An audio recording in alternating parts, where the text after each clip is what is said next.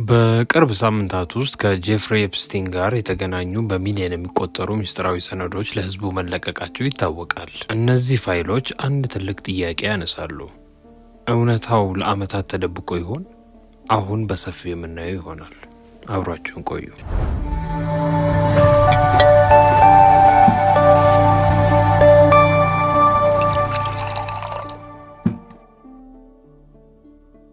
ከጅምሩ ጄፍሪ ኤፕስቲን ማን ነው?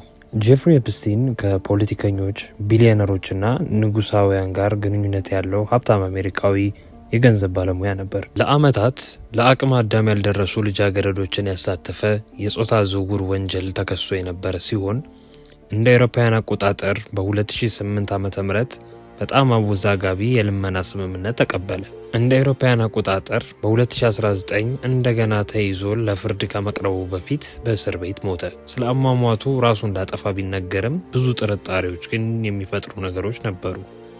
ወደ ኤፕስቲን ፋይሎች ስንመለስ እነሱ አንድ ዝርዝር ወይም አንድ ሰነድ አይደሉም።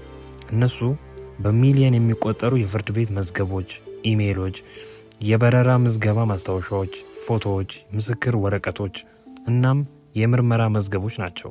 አንዳንዶቹ በሚያስገርም ሁኔታ ለዓመታት ታሽገው የተቀመጡ ነበሩ። ፍርድ ቤቶችና የአሜሪካ መንግስት የህዝቡን ጉትጎታና ግፊት አይቶ በግድ መልቀቅም ጀምረዋል። በቅርብ ጊዜም በሚሊዮን የሚቆጠሩ ገጾች፣ የኤፕስቲን የግል ጀት የበረራ መዝገቦች፣ ኤፕስቲንና ተባባሪዎቹን የሚያካትት ኢሜይሎች፣ ከተጎጂዎች የተሰጠ ምስክርነት፣ ፎቶዎችና የገንዘብ መዝገቦች ይፋ መደረጋቸውንም እየተመለከትን እንገኛለን። ነገር ግን ብዙ ሰነዶች አሁንም በጣም ተስተካክለዋል እና አንዳንድ መረጃዎችም ተደብቀዋል ይባላል። መቼስ ስለ ኤፕስቲን ስናወራ ስለ ጨካኙ የቅርብ ጓደኛው ስለሆነችው ጊሌን ማክስዌል አለማንሳት አይቻልም። ለአቅመ አዳም ያልደረሱ ልጃገረዶችን በመመልመልና በማዘዋወር የረዳችው ሲሆን በአሁኑ ወቅትም የረጅም ጊዜ የእስር ቅጣትን እያስተናገደች ትገኛለች። ነገር ግን ብዙ ሰዎች ኤፕስቲን ብቻውን ይህንን ድርጊቶች እንዳልሰራና ሌሎችንም እንዳሳተፈ ያምናሉ።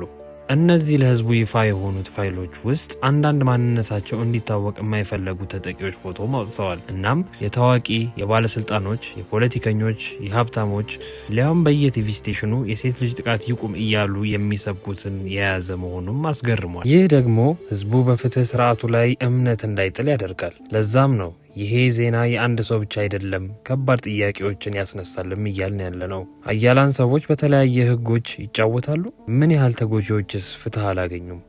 እናም ምን ያህል እውነት አሁንስ ድረስ ተደብቆ ይሆን? መልሱን ለእናንተ ትተናል። ኮሜንት ላይ ያሳውቁን።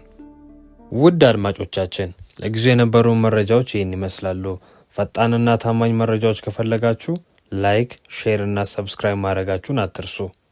ቸር ተመኘን።